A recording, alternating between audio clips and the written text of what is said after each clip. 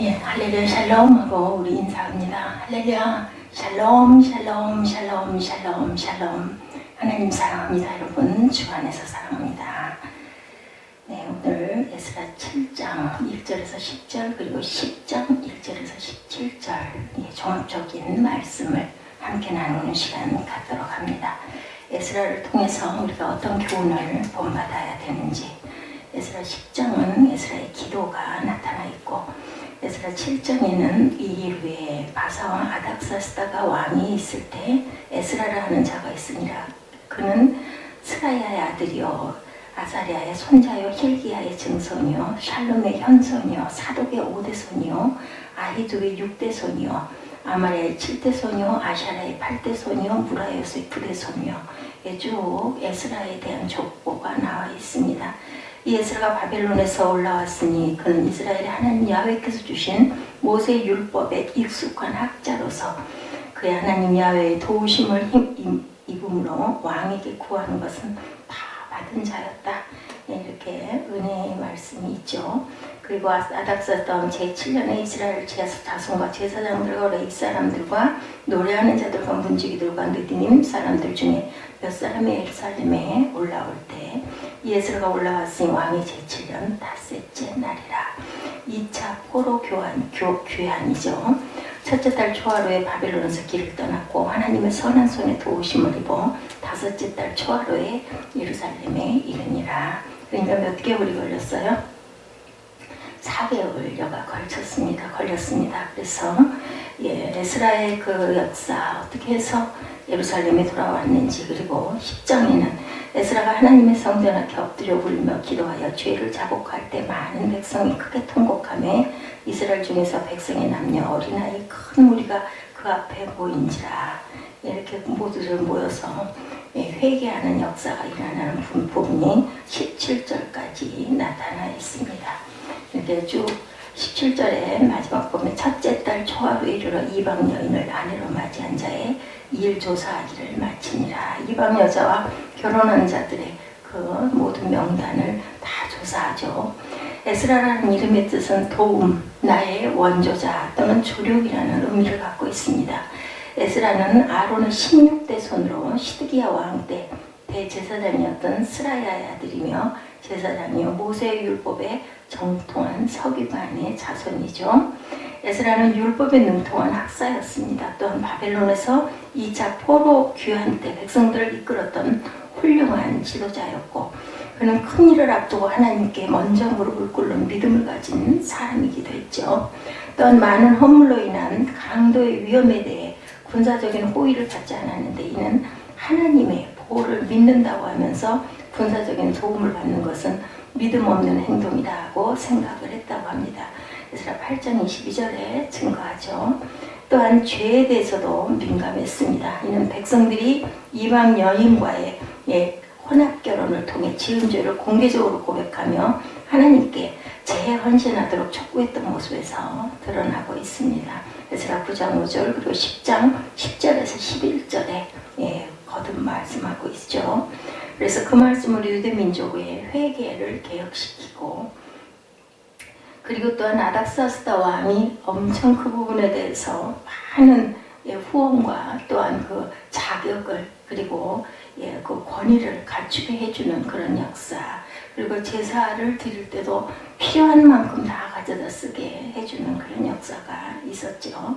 다시 정리하여 말씀드리자면 에스라는 바벨론의 포로로 잡혀간 스라야의 아들로 대제사장 아론과 엘르아살과 비느하스를 거치는 사독가계의 제사장이었고, 당시 에스라는 바사왕 아닥사스다 1세 밑에서 일하고 있었는데 모세 율법에 능통한 학사였기 때문에 서기관으로 봉직을 하고 있었습니다.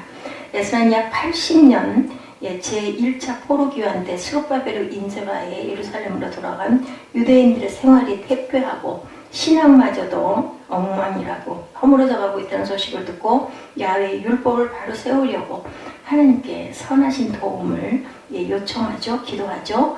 그의 소원은 이렇던 고국으로 돌아가서 하나님의 명령, 즉 여호와의 율법에 따른 지도를 하고 싶었습니다. 그래서 아닥사스다와 1세에 청원하죠. 여호와 하나님께서 에스라를 축복하셨고 그가 요구하였던 것이 조서를 통하여 허가가 됩니다. 귀환에 앞서 아하와 강가에서 금식을 선포한 뒤 1754명의 유대인을 인솔하고 예루살렘으로 귀환을 합니다. 그것이 BC 458년, 예수님 오시기 전 458년 전이다. 에스라는 율법대로 실천한 개혁자였습니다. 예루살렘으로 귀환한 에스라는 무엇보다 먼저 유대 백성들에게 율법을 가르치죠. 그래서 율법을 지키고 안식일을 준수하며 성전에 예물을 바치도록 지도합니다. 아울러 세금에 관한 사회제도를 제정하고 이방인들과의 결혼을 금지시킵니다. 더 나아가 에스라는 이미 이방 여인과 결혼한 자들에 대해서 이방 아내나 자녀들을 추방할 것을 권유하죠. 이 같은 에스라의 개혁 조치는 너무 극단적인 것처럼 보일 수도 있지만 사실은 이방의 우상 세력과 조금도 타협하지 않는 그러한 에스라의 단호한 그 신앙의 태도를 보여주고 있죠. 당시 이방 아내들과 그녀의 자녀들은 우상 숭배에 깊이 물들어 있었고 아내를 따라 유대 백성들도 우상을 섬기고 있었기 때문에 자칫 그냥 뒀다가는 유대 민족의 순수성이 사라지고 바벨론 포로의 원인이 되었던 우상 숭배가 또다시 유대 땅에 만연될 상황이었기 때문에 그것을 근절한 것이죠. 그래서 에스라는 유대 신앙 공동체의 선교를 위해서 혁신적인 개혁 조치를 취합니다.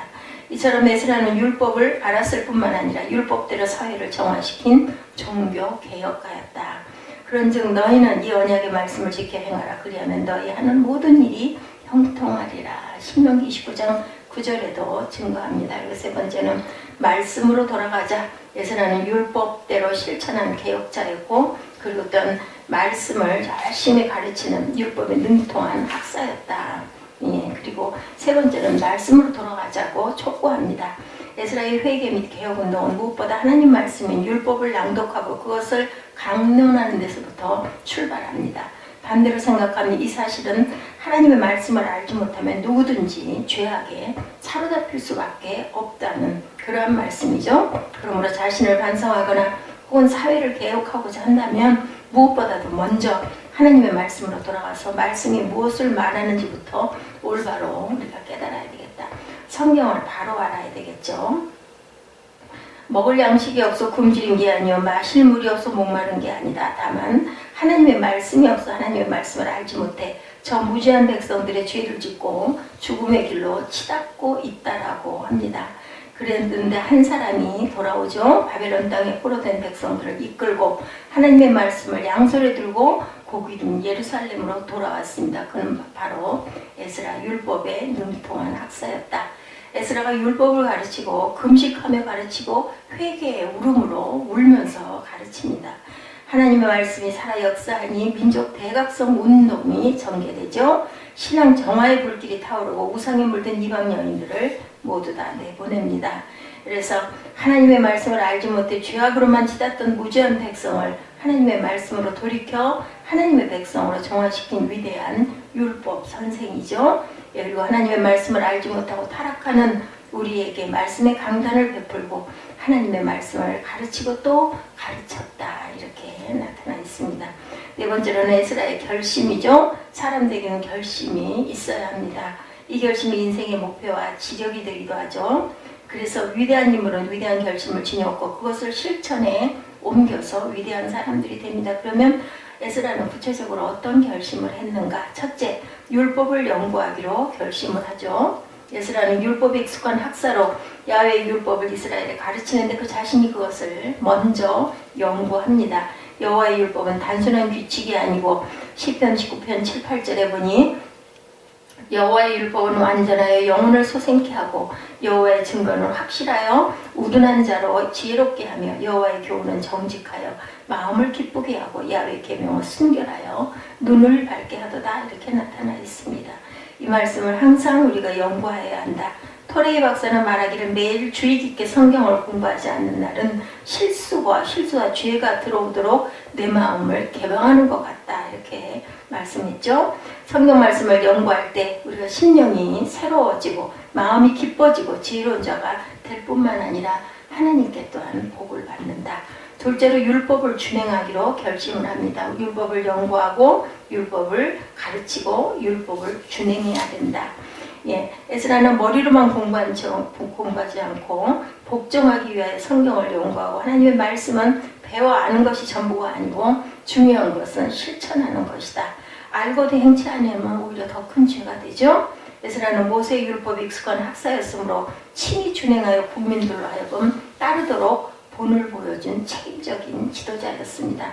남들을 가르치는 자로서 그 자신이 행하지 않고 가르친다면 그는 거짓말하는 것이고 양심이 괴롭고 그 교훈이 무력하고 효과가 없겠죠. 성경 말씀을 실천하는 사람은 시냇가에 심은 나무가 씨를 쫓아 열매를 맺는 것 같이 아름다운 열매를 맺는다. 시편 1편 2, 3절입니다. 세 번째, 율법을 가르치기로 결심을 해도 먼저 본인이 본을 보이고 그리고 또 가르친다. 자기는 연구하지도 않고 준행하지도 않으면서 마지못해 남을 가르치는 것이 아니고 에스라는 자신이 먼저 연구해서 지키면서 남들을 가르치겠다 이렇게 결심을 했죠. 에스라는 그 결심대로 연구하고 지키고 가르친 결과 민족의 회개운동이 일어나고 백성들이 율법대로 살기를 맹세하죠. 10장 19절에 이방 혼인 맺은 것을 후회하고 이방 여인을 돌려보내는 결단이 나타나기도 합니다. 이처럼 에스라는 경건하고 애국적인 그 유대인이었고 위대한 성경 연구가였고 율법을 회복하려는 기도의 사람이었으며 백성의 죄 때문에 슬퍼하고 울던 사람이었고 백성들을 회개시키려고 수고한 노력을 아끼지 않는 사람이었으며 유능한 행정관으로 유대인 그 포로들이 안전하게 예루살렘으로 돌아오도록 하나님께 모든 것을 맡긴 훌륭한 하나님의 사람이었습니다. 전승에 의하면 대제사장 엘리야십 시대에 사망한 것으로 보여집니다. 우리가 에스라를 통해서 배울 교훈과 해설해 보면 이스라엘 민족의 위대한 지도자 에스라는 학사로 이미 익숙한 율법이지만 또 계속적으로 연구하는 겸손한 탐구자이기도 했다. 그리고 또한 연구한 것을 생활 속에 실천한 신앙의 훌륭한 귀감자고 말씀을 생활로 가르치기로 결심한 것처럼 우리도 말씀을 연구하고 준행하며 가르쳐야 하겠다. 우리 후대들에게 가르치고 실천해 나가야 되겠죠. 그리고 에스라는 뛰어난 지도자였고 학자였지만 큰 일을 앞두고는 항상 하나님 앞에 무릎 꿇고 기도하는 겸허한 사람이었고 귀환에 앞서 귀환한 후에도 금식하며 회개하는 철저한 기도의 사람이었습니다. 에스라의 회개운동은 율법을 재정비하고 강론하는 데부터 출발을 하죠. 이는 역으로 하나님의 말씀에 우죄할 때 죄악에 사로잡힐 수밖에 없다는 그런 사실로도 우리가 이해하게 됩니다. 이방인과의 결혼은 율법을 어기는 결혼이었습니다. 그래서 유대인과 결혼한 이방 여인을 돌려보낸 점은 불의에 대해서 타협하지 않는 에스라의 단호한 성품을 나타냅니다. 그러나 그는 권세로 그들을 죽이거나 가산을 몰수하거나 추방시키지는 않았습니다. 백성들이 스스로 참여하도록 기도와 말씀을 가르치고 자신의 옷을 찢고 슬피 울며 하나님께 용서를 간구하죠. 그러자 이를 본 많은 백성들도 죄를 깨닫고 회개하며 심히 통곡하고 모든 이방 아내와 그 자식을 다 내보내겠다고 결심하고 실천을 하죠. 얼마나 힘들고 슬펐을까요? 가족이 해체가 되는 그런 결과입니다. 에스라 10장 1절에서 4절에 기록되어 있습니다. 하나님 앞에서는 율법을 듣는 자가 의인이 아니고 오직 율법을 행하는 자라야 의롭다 하심을 얻으리라고 로마서 2장 13절에도 증거합니다. 그리고 제2의 모세 에스라다 이렇게 나타납니다. 이스라엘의 3대 랍비라고 하면 첫째는 에스라요, 둘째는 힐렐이요, 셋째는 가말렐이다. 에스라서는 포로 후에 기록된 세 권의 역사책 가운데 첫 번째 책입니다. 이스라엘은 고레스의 칙령이 있으며 세 번에 걸쳐 바벨론 포로에서 귀환을 합니다. 첫째가 주전 536년 스룹바벨과 함께 49,897명이 돌아와 성전을 재건하죠. 1차 포로 귀환이죠. 두 번째 귀환이 그로부터 약 80년 후인 주전 457년 에스라가 1754명과 함께 돌아와서 율법 운동을 한 것이고 세 번째가 주전 444년에 느헤미야가 총독이 되어 돌아와 예루살렘의 성벽을 중건하는 일을 합니다. 1차, 2차 포로 귀환 그리고 세 번째로는 느헤미야 총독이 예루살렘 중건을 합니다. 신약에서 볼 수 있는 바리새파는 에스라 이후에 일어난 율법 운동의 결과입니다. 에스라가 율법 운동을 일으킨 중요한 이유는 이스라엘이 바벨론 포로로 잡혀간 것이 율법을 지키지 않았기 때문이라고 믿었기 때문이고, 에스라서는 두 가지 중요한 목적을 가지고 기록되어 있습니다. 첫째는 하나님의 신실하심을 보여주는 데 있었습니다. 이스라엘 백성이 바벨론의 포로로 잡혀갔을 때 그들은 이제 하나님께 버림을 받았다고 절망에 빠져 있었죠. 이런 백성들에게 하나님께서는 이스라엘과 맺은 언약을 지키고 계시므로 이제라도 회개하고 율법을 지키면 다시 과거의 영광을 회복해 줄 것이라고 계속 강조해서 말씀합니다. 에스라의 두 번째 기록 목적은 하나님께서는 어떻게 그 언약을 지켜 이스라엘을 회복시켰는지를 증거하기 위해서였다. 에스라서는 역대기 끝에서부터 시작해서 고레스의 칙령이 예레미야의 예언의 성취임을 강조하면서 시작을 합니다. 에스라 2장에 귀환한 바벨론 포로들의 명단이 처음에는 가문 중심으로 나중에는 출신 성읍 중심으로 기록되어 있는 것을 볼 수 있는데, 귀환한 수르바벨 일행이 성전을 재건하려고 했을 때 사마리아인들이 회방을 놓죠. 그래서 중단이 됩니다. 이유는 크게 5가지. 첫째는 사탄의 괴계, 둘째는 이해관계, 셋째는 혈통적 열등감과 소외감에 대한 저항, 넷째는 영적 무지, 다섯째는 종교적 편견 때문이었습니다. 그러나 수르바벨은 결국 기도와 인내로 이 회방을 극복하여 성전을 재건하고 에스라는 회개운동과 함께 율법운동을 일으키죠. 에스라의 행동과 업적을 정리하자면 말씀의 중요성을 알고 그것을 먼저 자신의 삶에서 실천함으로 다른 사람들을 가르치기로 작정한 것이 가장 중요한 모습이고, 말씀을 듣기는 하나 열매를 맺지 못하는 우리 시대의 맹점을 보면서 이 풍성한 말씀의 시대에 우리의 삶이 어떠해야 할지를 깊이 생각해야 되겠다. 우리가 하나님께서 주시는 귀한 은혜를 항상 잊지 않는 저와 여러분들 되시기를 주님의 이름으로 축복합니다. 에스라서 1장부터 10장까지를 다 둘러보았습니다.